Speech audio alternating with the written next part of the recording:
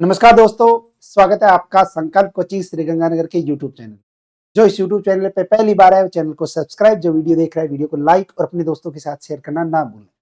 Rajasthan current affair की class जो है वो अपने सुबह 7:15 लगती है, जिसमें 10 क्वेश्चन करवाए जाते हैं मात्र 10-15 मिनट के अकॉर्डिंग।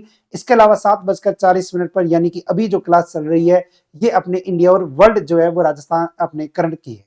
इसका मतलब है कि अगर आप फर्स्ट ग्रेड की तैयारी कर रहे हैं, ग्राम विकास अधिकारी, पटवारी की, एसआई की, महिला एसआई या आगामी अन्य प्रतियोगी परीक्षाओं की, तो ये दोनों क्लासें आपके लिए रामबाण औषधि होगी। अगर आप सेकंड ग्रेड और रीट की तैयारी कर रहे हैं तो आप ये क्लासें मत लगाया करें। आपको केवल और केवल जो है वो राजस्थान करंट जीके पढ़ना है, क्योंकि उसके अकॉर्डिंग जो है वो केवल राजस्थान करंट जीके ही आता है। ठीक है, तो वो आप क्लास जो है वो सुबह 7 बजे वाली लगाया करें।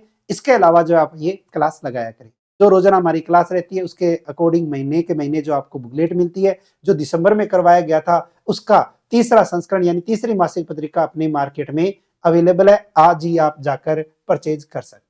शुरू करते हैं आज की क्लास, और आज की क्लास का पहला क्वेश्चन। संयुक्त राष्ट्र सुरक्षा परिषद ने किस अफ्रीकी देश को अस्थायी सदस्य के रूप में चुना है?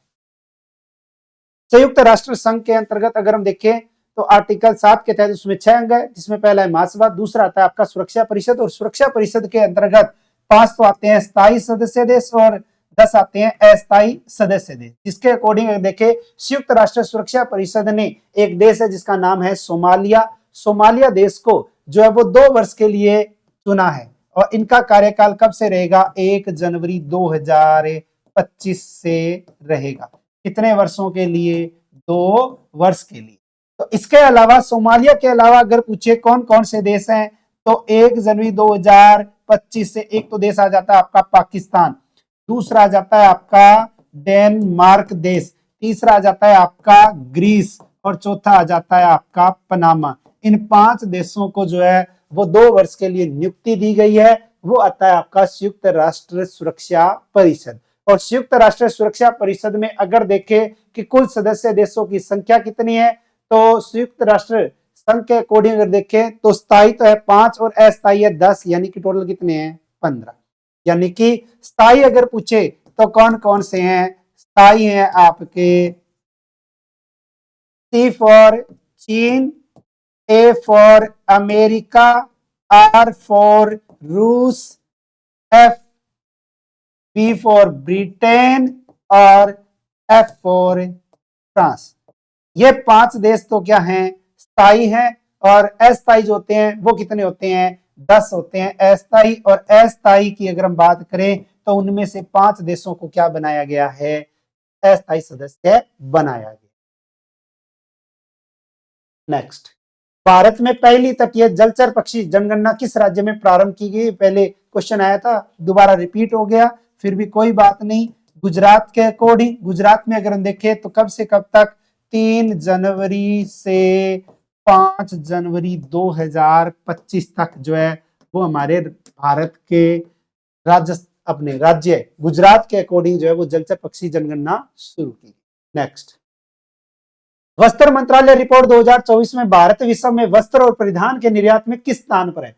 वस्त्र मंत्रालय की एक रिपोर्ट आई है। इस रिपोर्ट के अनुसार देखें तो भारत का अगर पूछे कौन सा स्थान है, तो 6ठा स्थान है। कौन सा? 6ठा स्थान है। और वैश्विक व्यापार में अगर पूछे कितने प्रतिशत है, तो वैश्विक व्यापार में भारत जो है वो 3.9% है, यानी 3.9% का योगदान है। नेक्स्ट, पंजाब सरकार द्वारा सिद्धार्थ परियोजना का प्रारंभ किस उद्देश्य से किया गया है? पंजाब सरकार के द्वारा एक योजना, और ये योजना चलाई गई है जो जेल में बंद महिला कैदी है। जेल में बंद जो महिला कैदी है उन बच्चों को, महिला कैदियों के बच्चों को एक तो क्या करना है? पौष्टिक भोजन देना है, पौष्टिक भोजन देना है। और दूसरा उनको जो है वो प्रारंभिक शिक्षा देनी है, प्रारंभिक शिक्षा प्रदान करनी है।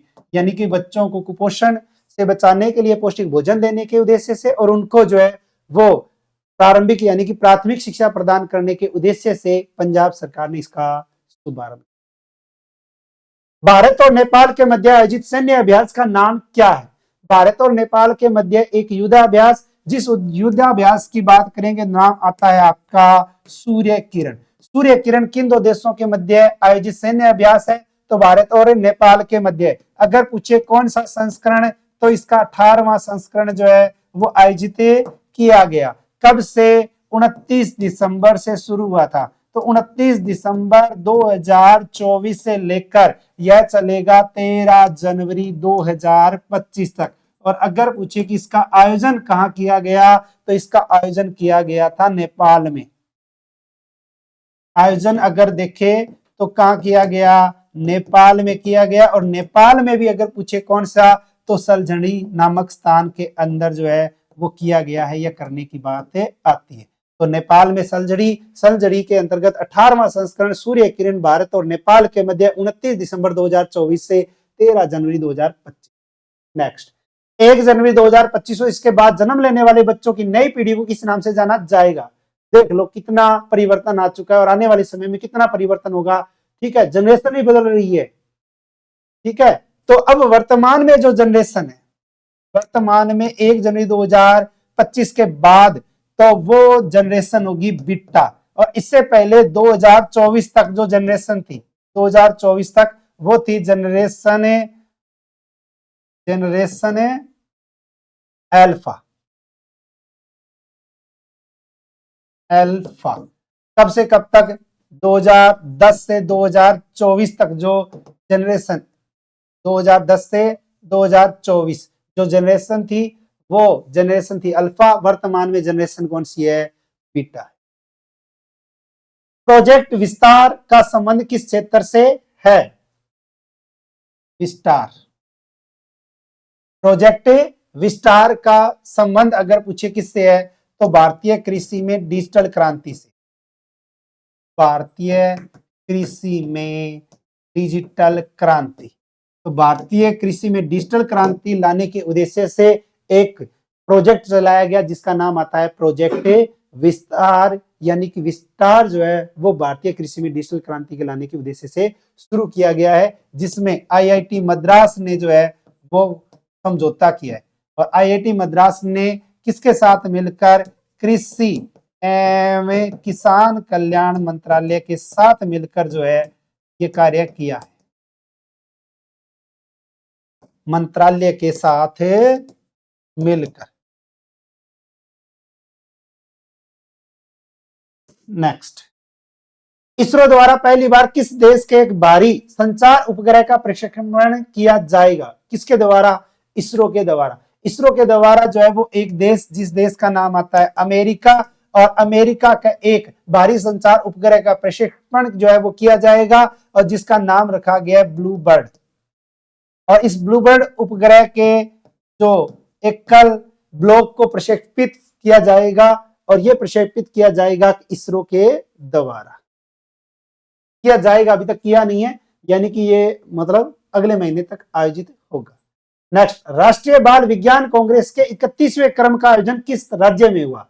राष्ट्रीय बाल विज्ञान कांग्रेस का आयोजन अगर पूछे कहाँ हुआ, तो ये हुआ भोपाल में। भोपाल किस राज्य में है? तो मध्य प्रदेश के अंतर्गत है। कब से कब तक हुआ?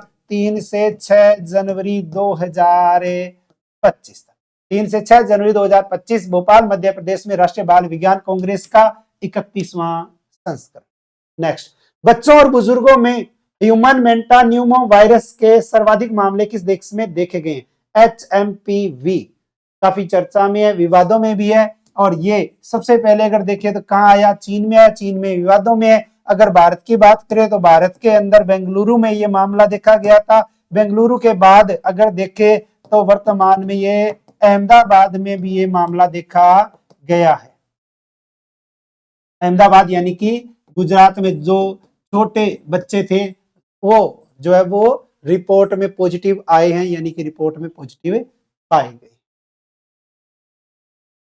इसके अलावा रीट मुख्य परीक्षा ऑफलाइन बैच आज से प्रारंभ है। बीएसटीसी ऑफलाइन बैच 21 जनवरी से शुरू होगा और ग्रेड सेकंड शिक्षक भर्ती हिंदी, एसएसटी, पंजाबी, गणित, इंग्लिश सहित जो है वो 9 जनवरी से शुरू होंगे। अपनी 2 क्लासें लगती है करंट की और ये क्लासें आप रेगुलर लगाया करें। मिलते हैं कल नए क्वेश्चनों के साथ, तब तक जय हिंद, जय भारत, नमस्कार।